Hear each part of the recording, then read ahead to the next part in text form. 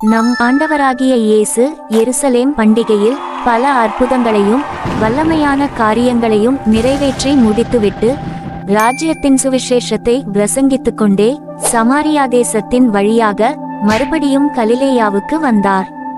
அவர் கடைசியாக சுவிசேஷத்தை பிரசங்கித்த சமாரியாவிலே ஒரு அற்புதமும் செய்யாதிருந்தும் திரளான ஜனங்கள் அவரிடத்தில் விசுவாசம் வைத்தார்கள். ஆனால் கலிலேயாவிலோ ஜனங்கள் அற்புதங்களை எதிர்பார்த்தார்கள். ஏரோது அந்திப்பாவின் அரசவையில் பணி செய்யும் ராஜாவின் மனுஷனொருவன் கப்பர்நகுமில் தன் குடும்பத்துடன் வசித்து வந்தான். இவனது மகன் கடுமையான காய்ச்சலினால் மரிக்கும் தருவாயில் இருந்தான்.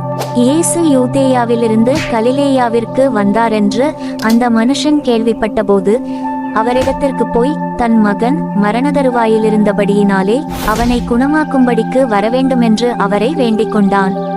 அங்கே நம் ஆண்டவர் அற்புதங்களை காணாவிட்டாலும் தேவன் மேல் விசுவாசம் வைக்க வேண்டிய அவசியத்தை குறித்து கண்டித்தார். அந்த மனுஷனோ, ஆண்டவரே, என் குமாரன் சாகிறதற்கு முன்னே நீர் என்னுடன் வரவேண்டும் என்று தன் விசுவாசத்தை வெளிப்படுத்தினான். இயேசு அந்த ராஜாவின் மனுஷனை நோக்கி, நீ போகலாம், உன் குமாரன் பிழைத்திருக்கிறான் என்று சொன்னார். இயேசுவை தன் வீட்டுக்கு அழைத்து செல்ல வந்த அந்த மனுஷன் இயேசு சொன்ன வார்த்தையை விசுவாசித்து போனான். அவன் கப்பர்நகுமில் இருக்கும் தன் வீட்டுக்கு சென்று கொண்டிருக்கும் வழியிலேயே அவனுடைய ஊழியக்காரர்கள் அவனுக்கு எதிரே வந்து அவனுடைய குமாரன் சுகமடைந்த செய்தியை அறிவித்தார்கள்.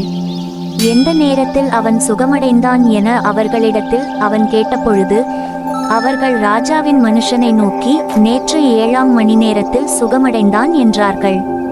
உன் குமாரன் பிழைத்திருக்கிறான் என்று இயேசு தன்னுடனே சொன்ன மணி நேரம் அதுவே என்று அவன் அறிந்து அவனும் அவன் வீட்டாரனைவரும் இயேசுவை விசுவாசித்தார்கள். இந்த அற்புதத்தை நம் ஆண்டவர் ராஜாவின் மனுஷனுடைய வாழ்க்கையில் செய்ததற்கான சில காரணங்களை வேதத்தின் அடிப்படையில் நாம் பார்க்கலாம். முதலாவது, அந்த ராஜாவின் மனுஷன் பிரச்சனைகளோடு இருந்து விடாது பிரச்சனைகளுக்கு தீர்வான இயேசுவிடம் அதிக சிரமம் எடுத்து வந்தான். ஏனெனில் கப்பர்நகுமும் இயேசு இருந்த கலிலேயாவின் கானாவூரும் சுமார் 35க்கும் அதிகமான கிலோமீட்டர் இடைவெளியில் அமைந்திருந்தது. வேதத்தில் குறிப்பிடப்பட்டிருக்கிற 7ஆம் மணி நேரம் என்பது நமக்கு நண்பகல் 1 மணி ஆகும். நம்முடைய நேரப்படி மதியம் 1 மணிக்கு உன் குமாரன் பிழைத்திருக்கிறான் என்று சொல்லி ஆண்டவர் அவனை அனுப்பியிருந்தால் அந்த நாளின் மாலை 6 மணி வரை மீதமிருக்கும் 5 மணி நேரமும் இரவு 4 ஜாமங்களில் 12 மணி நேரமும் கழித்துதான் அடுத்த நாளில் தனது வேலைக்காரர்களை எதிரே வர அவன் சந்தித்திருக்க முடியும். ஏனெனில் அடுத்த நாளில்தான் அவன் தனது வேலைக்காரர்களை சந்தித்ததாக யோவான் 4ஆம் அதிகாரம் 52ஆம் வசனம் கூறுகிறது.